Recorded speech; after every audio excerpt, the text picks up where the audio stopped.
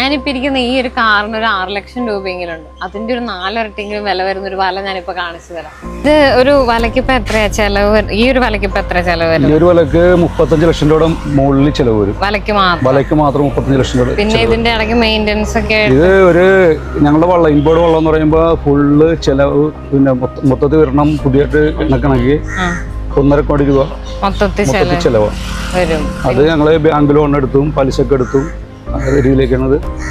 പിന്നെ നിങ്ങൾക്ക് ഇടയ്ക്ക് എങ്ങനെ എന്തെങ്കിലുമൊക്കെ റിപ്പയറും അങ്ങനെ റിപ്പയർ എന്ന് വെച്ച് കഴിഞ്ഞാൽ ഇപ്പൊ ഞങ്ങള് പിന്നെ വെള്ളം പോയിട്ട് ഇപ്പൊ 2 വർഷമായി വെള്ളം കൊണ്ടുവന്നിട്ട് എപ്പോഴും വലക്ക് റിപ്പയർ തന്നെ. റിപ്പയർ എന്ന് പറഞ്ഞാൽ കൂടുതൽ റിപ്പയർ പോരാൻ തുടങ്ങിയെന്ന് പറയുമ്പോ ആ കപ്പൽ പൊങ്ങിയില്ലേ കണ്ടെയ്നറിന്റെ, ആ കണ്ടെയ്നറെ തട്ടിയാണ് വല കൂടുതൽ നഷ്ടപ്പെട്ടേക്കണം.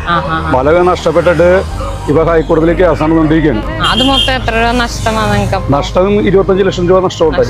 25 ലക്ഷം രൂപ മൊത്തത്തിൽ നഷ്ടവും പിന്നെ ആ ഒരു 2 ആഴ്ചത്തെ പണിയും പോയി. അതെല്ലാം പിന്നെ ഒന്നും തന്നെ കിട്ടിയിട്ടില്ല, പണിക്കൊന്നും കിട്ടിയിട്ടില്ല. പിന്നെ കടത്തിന്റെ പുറത്ത് വീണ്ടും കടവായി വീണ്ടും അത് പോയിക്കൊണ്ടിരിക്കും. ഇപ്പൊ കേസ് എന്ന് പറഞ്ഞാൽ ഒന്നും ആകാത്ത രീതിയിൽ കിടക്കുകയാണ്.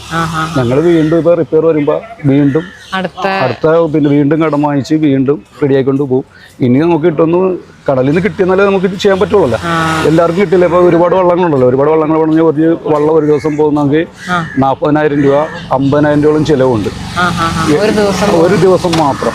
കാരണം പിന്നെ ഒരു ദിവസം കടലിൽ പോകണമെങ്കിൽ 30,000 രൂപയുടെ ഡീസല്, പിന്നെ മറ്റ് യമഹ എഞ്ചിനുണ്ട് അതിന്റെ ചെലവ്, ആളുകളുടേത്, ഫുഡ്, അങ്ങനെ മൊത്തത്തിൽ ഒരു 30,000 രൂപ 40,000 രൂപ ഡെയിലി ചെലവും. അത് നമുക്ക് കടലിൽ പോയി അത് കിട്ടുമെന്ന് എല്ലാ ദിവസവും ഒന്നും കിട്ടില്ല. 30,000 എന്ന് പറയുമ്പോൾ 1 ലക്ഷം രൂപയൊക്കെ കിട്ടിയത് നമുക്ക് ഒന്നും തന്നെ കിട്ടില്ല. അതിനിടയ്ക്കാണ് ഈ ഇങ്ങനെയുള്ള റിപ്പയറും കാര്യങ്ങളും വരുന്നത്. പിന്നെ ഞങ്ങൾക്ക് ഏറ്റവും കൂടുതൽ ഇപ്പോൾ ബുദ്ധിമുട്ടായിരിക്കണം, ഞങ്ങളന്ന് കപ്പൽ കയറി നഷ്ടപ്പെട്ടിട്ട് ഒന്നും തന്നെ ഞങ്ങൾക്ക് കിട്ടിയില്ല. നഷ്ടപരിഹാരം ഒന്നും തന്നെ കിട്ടിയിട്ടില്ല. അത് കേസ് നടക്കുകയാണ്. ഇപ്പോൾ അതിനെക്കുറിച്ചൊന്നും അറിയുന്നില്ല. അപ്പോൾ അതെന്തെങ്കിലും കിട്ടിയെന്നാലേ നമുക്ക് ആ നഷ്ടപരിഹാരം കിട്ടിയെന്നാലേ നമുക്ക് അതിന് പിടിച്ചിരിക്കാൻ പറ്റുള്ളൂ. നമ്മുടെ കണ്ടീഷന് വീണ്ടും ഞങ്ങൾ ചെയ്തുകൊണ്ട് ഇപ്പോൾ അടുത്ത സീസണല്ലേ, അതുകൊണ്ട് വീണ്ടും റെഡിയാക്കൊണ്ട് പോകാനുള്ള ഒരുക്കത്തില്ല.